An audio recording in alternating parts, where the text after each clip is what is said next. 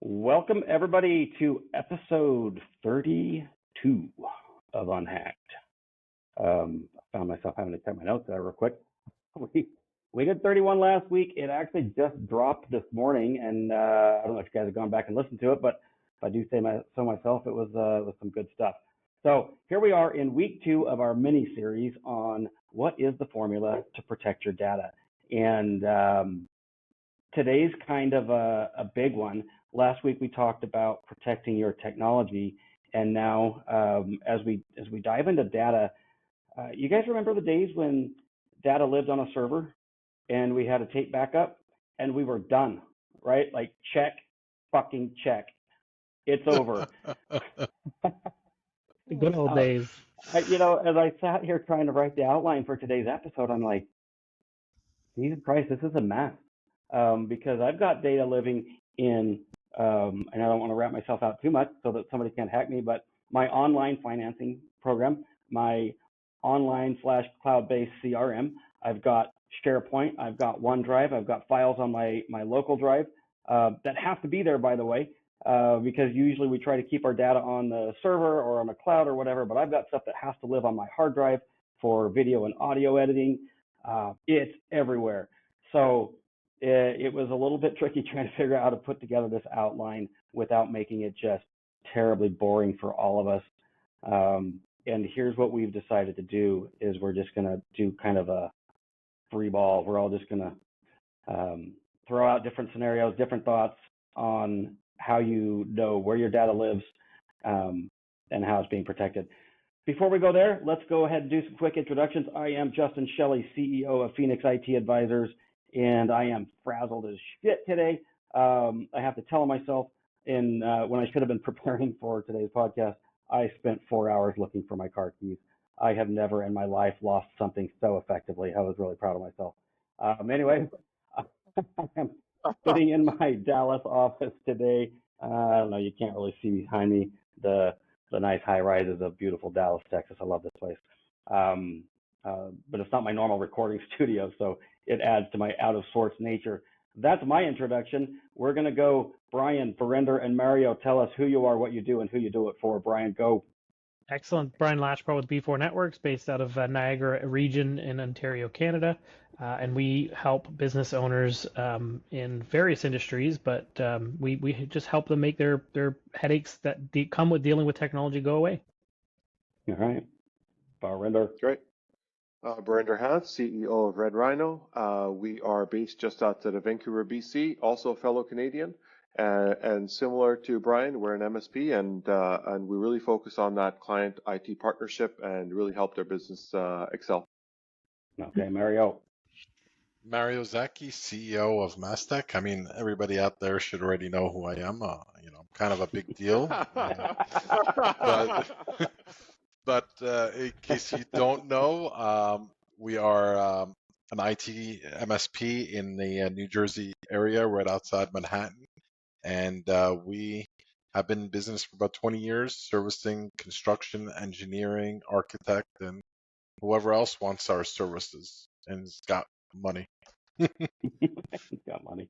Hey, Mario, I honestly can't recognize you if you're not in your Super Mario gear. This version is really not the big deal version. It's true. I'm trying to downplay it a little bit, Are you? I'm trying to stay humble. I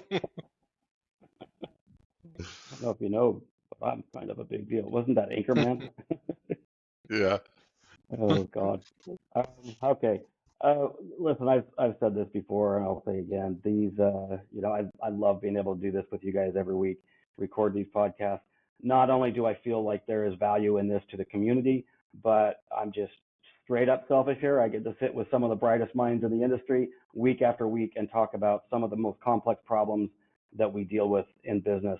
And I am better and smarter for it. So thank you guys for being here. Genuinely appreciate it. Thank you. With that, we are about to hopefully not bore business owners to tears as we talk about your data, where it lives, how you identify it, how you keep it safe, protected, your eyes only, backed up, test restored.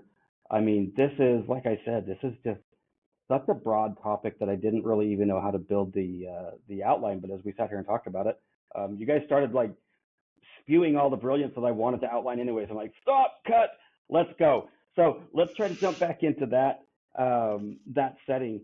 And we talked about there's websites, not only, and Bryan, you jumped in, I put your name on this one. So tell us a little bit about, because this is often overlooked when we talk about data that needs to be backed up. What do we have to do with our websites? Well, yes, what you mentioned, it's often overlooked, and it's so true. Not only from a data backup perspective, but even just from a cybersecurity perspective in general.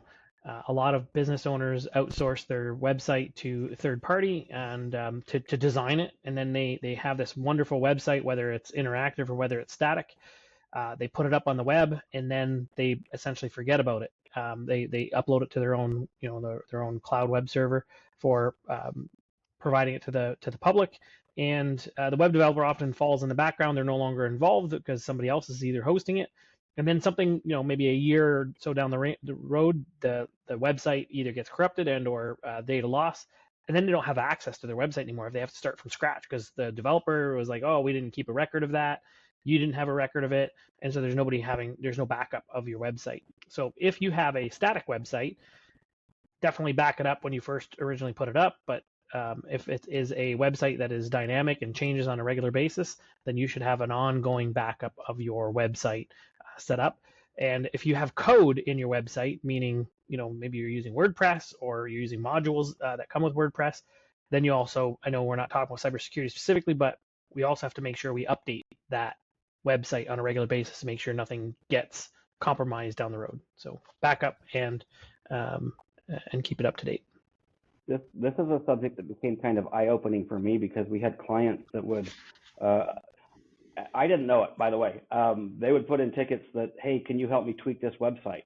And it was some custom design, custom coded in a language I didn't know by developers that are like long gone. Right. And God bless them. My techs are like, yeah, I mean, I'll try. And they get in there and they tinker with that code. Does anybody here write code, either for fun or for? Okay. Have you ever? Nobody? Yeah. Yeah. Okay. I have a long time ago. That was, yeah.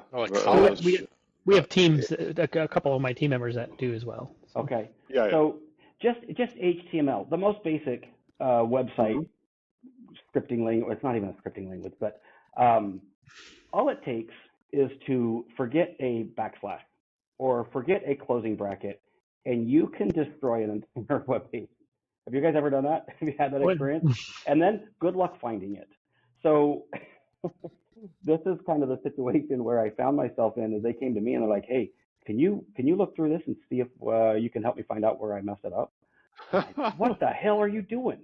And there are a few things more enjoyable than looking through somebody else's code. I mean, if you really want to spend an afternoon of joy. I mean, we got through it, we figured it out, and then I said, don't you ever touch another client's website again. We are not web developers. But it's just another example of where some well-meaning, whether it's somebody you hire on Fiverr.com or maybe it's even a professional, if you can screw up the code when you're trying to update it, because that's what we're talking about. You have to keep it up to date. You want to make changes to it. It's really nice to have a backup when somebody deletes that right angle bracket and they don't know where it went. I mean, actually, you know what? Nowadays, best thing to do is throw it into ChatGPT and have it write the code for you. Okay. I mean, maybe, but that wasn't around when this happened to me. So it's like information that would have been useful yesterday. I don't know. That's trying to quote Adam Sandler. I quote too much. When I misquote it. Yes, we do have better tools today. Bryan, any other thoughts on website, or anybody else have thoughts on website?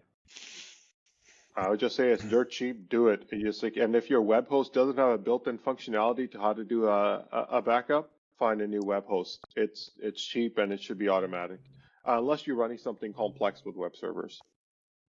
Okay. Yeah. All right. So websites out of the way, guys. Where else does data live? Because I think it's easy enough to just say, if you have a server and you have data on it, back that up. That's kind of something we don't really need to dig into. If you don't know that, and your IT company isn't doing that for you, I don't know that we can help you. So let's talk about some of No, this. no, Go ahead. my company can help you. Absolutely, call me. Well, Yeah. I am saying that like if you have that many blind spots, you probably have bigger problems. All right, I'm going to stop there because I could say some stuff that would really scare you. Can end your business by blind spots. Like Right. it can be game over. And there are certain things that I don't want to touch. And if I came into a company that had a server and an IT company that wasn't backing it up, or they're trying to do it in house and I didn't know how to do it, or they're doing it wrong, that's just scary because this is Yeah. basic. We've been doing this since like 1980. Speaking of that, I have twice now, recently, within the last 2 weeks, went and met with potential clients who had network attached storage units, both of which not being backed up.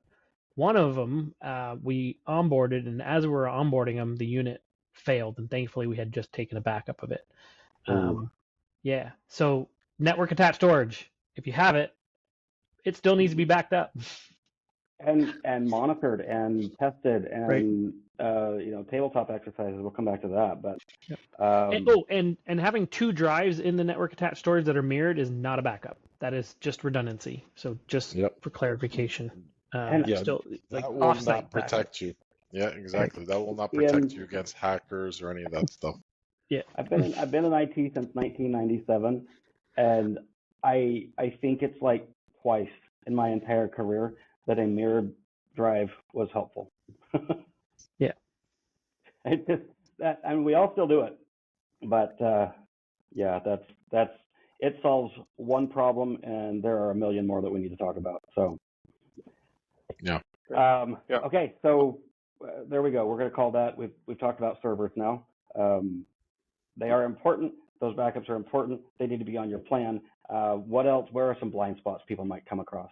And Brenda, you Sure. kind of, this is where I cut things down because you were going off on stuff that like, wait, we need to record that.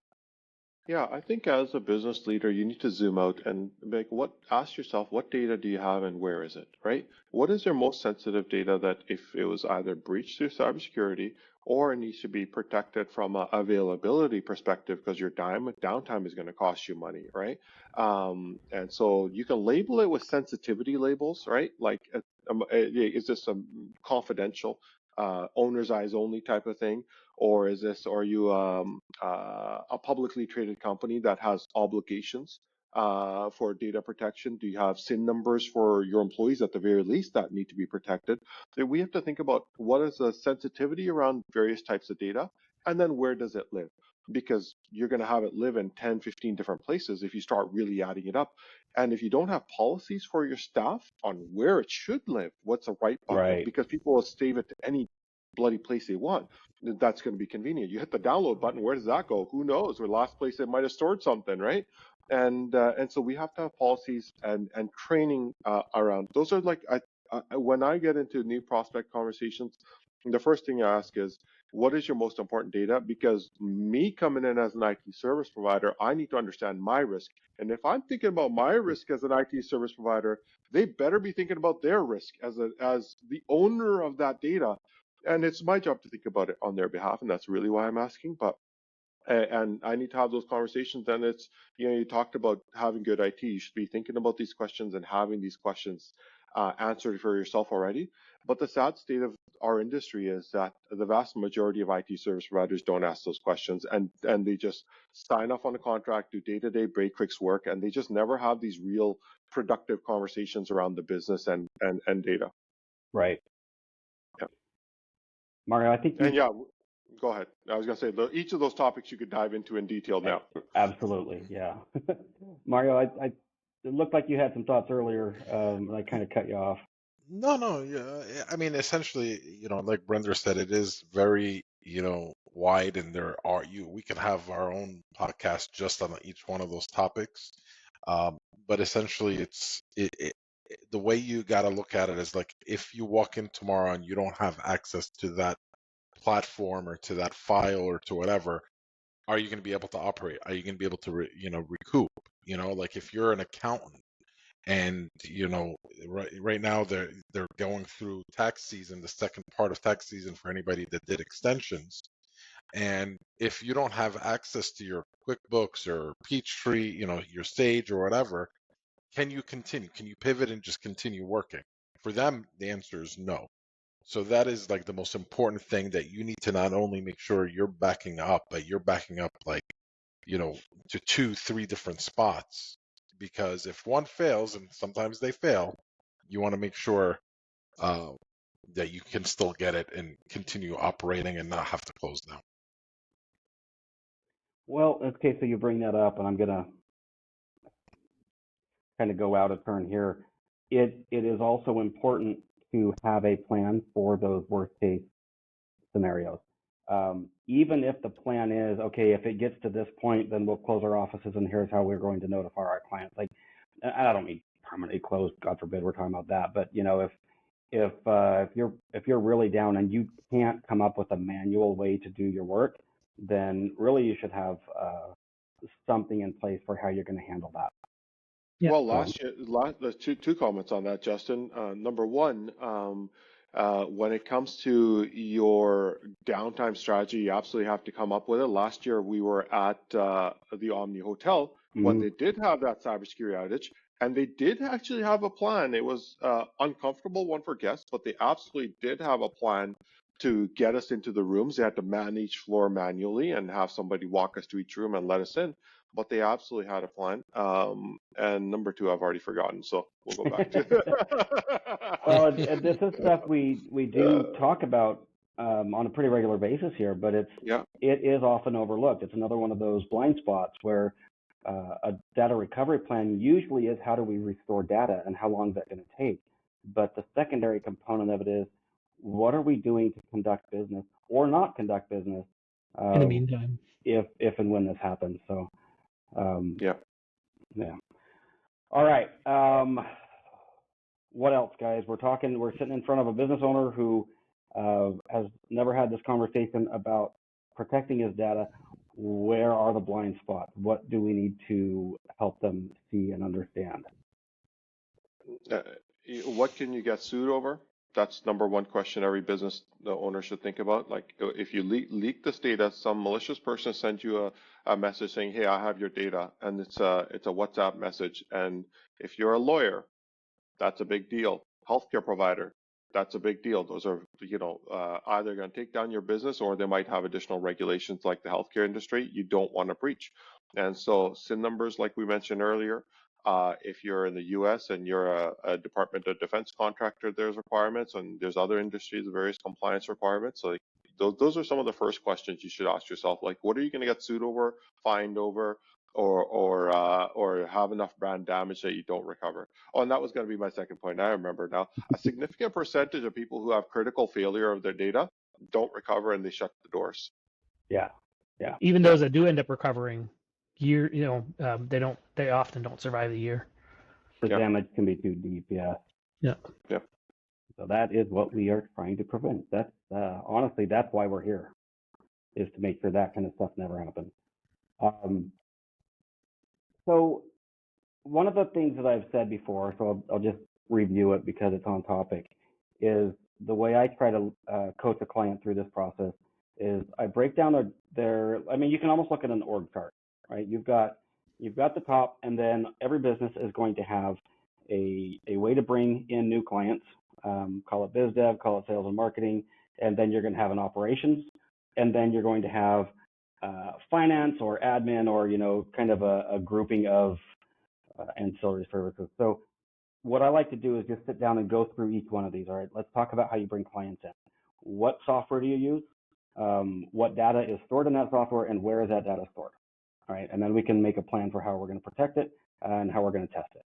And then we go to operations. What are you using in operations? What are the systems that you use here? And then, because if you just go and say, hey, where's your data? It's on the server, or it's on SharePoint. Right.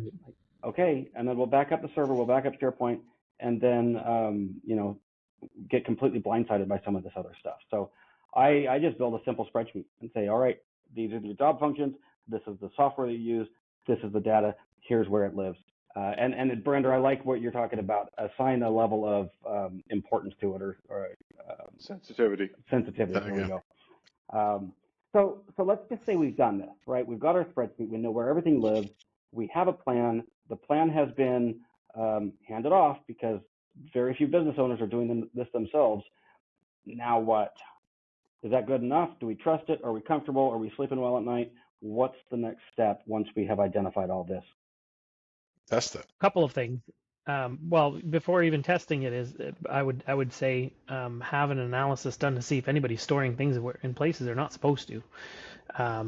We like to call that shadow IT. Rogue employees doing their own thing, and in often cases it's an entire department, right? An entire department, a manager somewhere in your organization decided, you know what, I don't like using OneDrive, so we're going to use Dropbox in marketing. And all of a sudden you've got all this data located in a place that as an organization you don't actually have control over, because this rogue manager or rogue employee opened up the account with their personal account and their personal credit card, and are using effectively their own tools to store your data.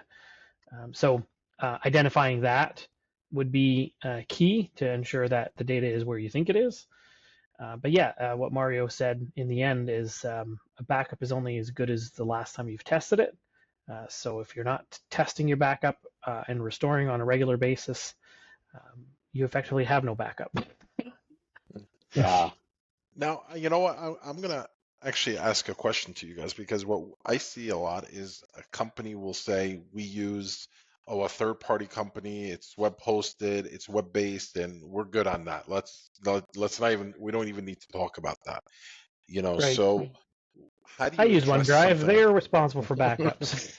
No, but like a specialty programs, like for Okay. us, it would be like a CRM or like an RMM, we're relying on, these companies and they have their stuff. But I know like my RMM tool, like if we delete a computer, we can't get it back, what, but we have customers will use a special, some other type of program, either CRM or, like, like AutoCAD, like, there's some online stuff, whatever. How do you rely on those guys? Obviously, if they're not, they may back up the platform, but they're not backing up your data, and you can't back it up. We can't go in there and back up our PSA or RMM tools. There are definitely cases of stuff that we just simply cannot back up electronically. I've got two thoughts there. You probably need some sort of a plan to work with paper, which we don't talk about much these days here in 2024. But you might want to have that included in there. The second thought is where things can be deleted that are irrecoverable. I do believe that comes down to access control. We don't want frontline employees with the power to do that kind of thing. So in your RMM, if you're saying that's a great example, you delete a computer, you can't get it back, then most of the people in the company should not have the ability to delete a computer. I can't recall if it was one of our conversations just recently or a different conversation I was having with other IT folks, but there was a scenario where 2,000 endpoints, a rogue employee just delete because they were upset about something, and then handed in their resignation. And so obviously it's now you could be a legal situation for that employee, but doesn't help the employer or that business who now all of a sudden has to recover from that scenario. But no, it's a great question, Mario. I think one of the key pieces is that has a lot of confusion around it is that when you have Microsoft 365 or Google, people think that the backup is included. And that is absolutely not true. Microsoft and Google will both tell you that what they have is resiliency and fault tolerance. They do not provide a backup. Every customer should have their own backup. If you hit delete after 60 or 90 days, it is irrecoverable. And so many times we've had to recover data for clients where you have to go to your third-party backup and recover it for them, right? And same with your emails. And you also have requirements, whether it's IRS or CRA requirements for tax purposes to hold it for a certain period of time, 7 years of record keeping, potential legal situations.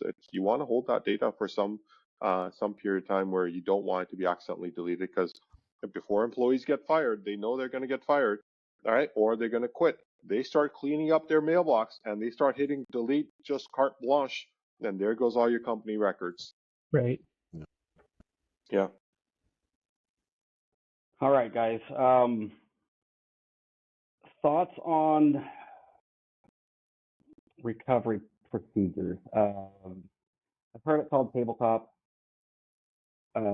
exercise. Are you guys? What term do you use for simulating disasters and simulating recovery from them? Yeah, tabletop exercises. Okay. Yeah. Yeah. So let's run through what that process might look like. We've identified everything. We have the backups in place. We are verifying that they're running. How do we do a tabletop exercise? I recommend our current clients, our prospects, everybody that I come across, I always say, listen, if you want to verify that somebody is actually backing up your stuff, create a file somewhere, anywhere, wherever you store it, OneDrive, Google Drive, whether it be on your server or workstation. If it's supposed to be backed up, create a file and the next day delete it, and then contact your provider, whoever that is, and say, I deleted a file. Here it was in this folder. Can you recover it for me, please? And if they can't, you've got a problem. So you can do that type of exercise on a fairly regular basis. The client has full control over to do that. The provider wouldn't even know that you're testing them, right? They wouldn't even know. And I encourage my customers to do it and my prospects to do it, because it just keeps our people on their toes and making sure that they're keeping an eye on things. Yeah, that's okay. One way. Anybody else? I like to break it up into two categories of planning. One is your typical disaster recovery planning around data, like backup and disaster recovery. That's a subset. That's a known commodity. Typically, whoever is providing your backup solution will think of your disaster recovery scenario. If your servers died, or what typically, right, or whatever happened, here's how we're going to recover. Here's how long it'll take, depending on how much data you have in the cloud, whether you have on-premise storage, is it segmented. It can be complex in some cases, but that's a disaster recovery planning around data itself. But then there's tabletop exercises around cybersecurity incidents that could occur.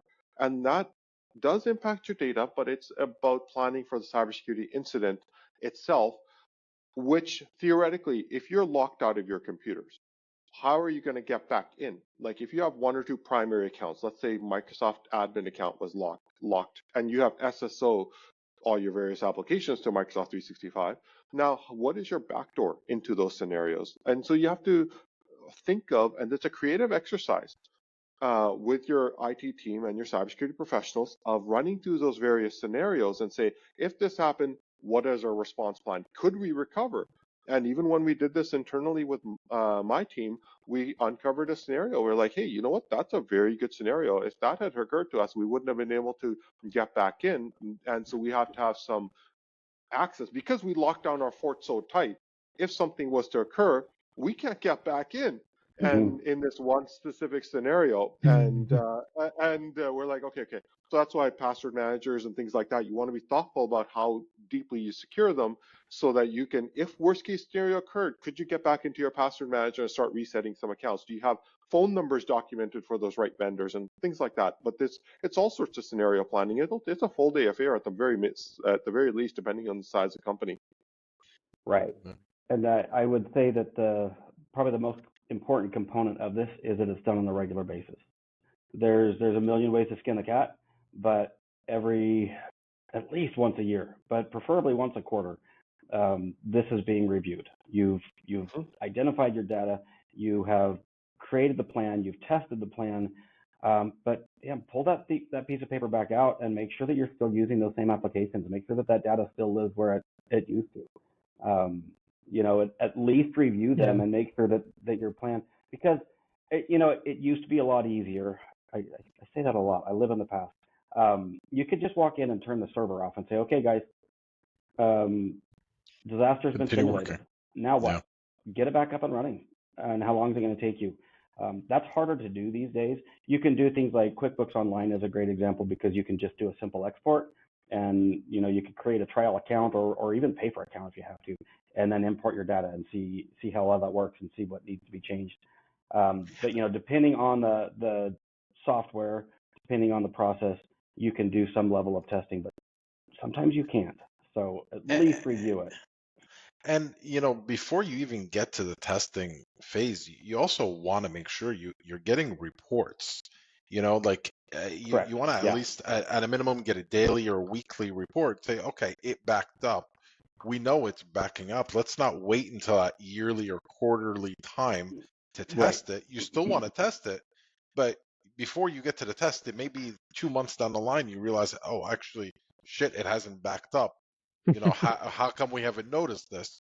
You at minimum you want to have reports that will be emailed to you, and in the subject it will say, backup successful or whatever, backup failed, and then if it fails, you investigate. But you want to have an ongoing some sort of alert if there is a problem that you address it. You don't want to wait until you have to test it.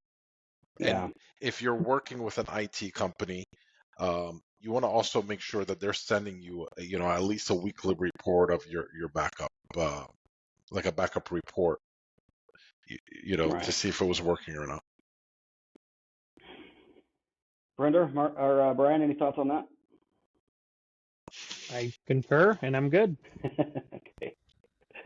I think most organizations don't do true DR planning, disaster recovery planning around their backups. And if you were to ask your service providers, especially if you're a company that isn't just solely cloud-based, if you've got some servers, if you ask them to do, hey, we'd like to run a fire drill. Imagine our server room burned down. How long will it take to recover? Can we run that fire drill?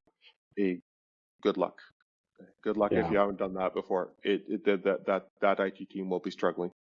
Oh, absolutely. Yeah. Yeah. So we've talked about a lot of stuff here. One of my thoughts, though, is like there's no end. And Brian, you always talk about it's a journey, 1% better. And so I'm going to bring that back to maturity levels. And when we get to when we're talking about true tabletop exercises, and really what you just said, Brenda, those are complex. They're difficult. They're expensive, and they're probably a maturity level 4 if we're going to put it on the scale of 1 to 4. So we're not going to get there today. But if I'm a business owner and I'm listening to this, the real takeaway, the level 1, the stuff that we start with is you got to know where your data lives. You got to know how it's being used, and just have a plan of how it's being protected that you can verify on some level, right? Whether that's reports or it's a dashboard that you log into or something, it has to be verifiable on some level. So that's kind of the simple formula to it. But then I've got one more item to add to number 1 that's so obvious that we skip past, but it's sometimes still undone, is permissions. Who should have access in your company to that data? We just took on a client, and they're like, one of their constant frustrations with their IT partner was that every time they onboarded a new user, they somehow managed to give the most sensitive owner's financials, that folder, permissions, because it was SharePoint and they didn't know how to use SharePoint, this IT provider. They're just, it was botched. This is the one folder they absolutely shouldn't have access to, got onboarded for every new user they would add. And it's like, how do you guys continue to do this? But it comes down to when you were using technology, you have to set up the right structures around security policies and groups, and have a system to maintain that. And that's where the least privilege principle applies. Everybody should have the least amount of privileges in their data and in their operations to do the work they need to do. And it is so obvious to us as IT providers, but how you do it matters so much. Yeah. I mean, it kind of comes back to, we say this in general when we're talking about cybersecurity, that it's way easier to prevent an attack than it is to recover from one. And as we sit here talking about data backup, I think you're right. We could have started with, let's talk about how we never have to get in the situation where we're using a data backup or a restore process. Right. We use it backup. Yeah. We don't want to have to restore. So, the privileged access, kind of touched on it with, not being able to delete certain stuff, but you couldn't even be able to access that stuff. Not just for confidentiality, but also for the security attacks, right? If a bad guy breaches me and I'm a, level 1 technician, they shouldn't be able to then get to the top of the tree of our data. So, all right. So guys, I think we're going to move towards wrapping this up. This is our second in the series of the formula. How do we protect ourselves 100% from the devastation of cybercrime? Well, maybe we can't protect 100% from an incident. We should 100% be able to be prepared, avoid them at all costs, and God forbid something happens, have a plan in place to take care of it. So last week we talked about protecting our technology. Today we talked about protecting our data. Next week is going to be an interesting one because we're going to talk about how to protect our people. And because we're doing a special episode for week 4, we're going to roll a bunch of stuff in the next week, which is going to include policies and procedures. And we are going to find a way to make this so fun and so entertaining that you will not want to miss the episode. God, I think people went to sleep just when I said policies and procedures. So we will find a way to make that interesting and usable. So guys, we're going to go ahead and wrap this up. We'll do final thoughts, key takeaways, and Barinder, I'm picking you to go first, and then Mario, and then Bryan, and then we're going to wrap. I would just say that there's urgent and important tasks. If we take a look at our various things we do in a business, while cybersecurity doesn't show up as urgent, this could take down your business, and it is important. And so do it, put time on the calendar, put a couple hours to investigate, ask the right questions. Okay, Mario? Just like other topics we've talked about, it really starts with the users.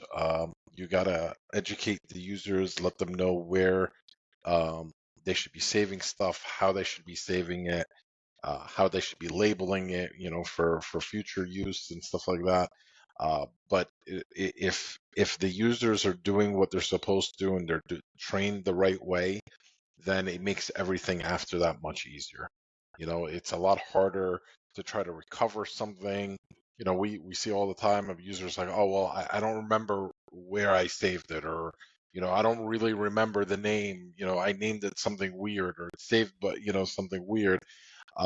If the users are educated, correctly with everything when it comes to IT, it makes all the steps after it much easier.